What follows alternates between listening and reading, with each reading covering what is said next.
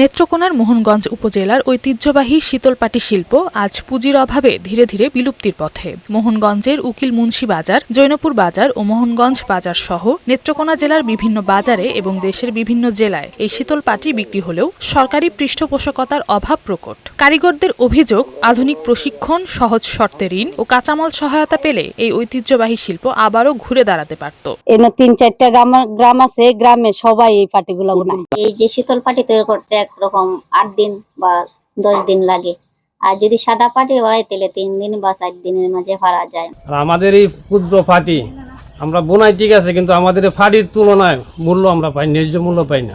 বিষয়টি সংশ্লিষ্ট কর্তৃপক্ষের দৃষ্টিতে আনার চেষ্টা করা হচ্ছে বলে বলছেন স্থানীয় ইউপি চেয়ারম্যান। আমি মনে করি গণপ্রজাতন্ত্রী বাংলাদেশ সরকার যদি এই বিষয়টাকে একটু নজর দিতেন, এলাকার দরিদ্র সীমার নিচেতে যারা বসবাস করেন তারা উপকৃত হতো। ঐতিহ্যবাহী শীতলপাটি রক্ষায় দ্রুত সরকারি উদ্যোগ গ্রহণের দাবি জানিয়েছেন স্থানীয়রা।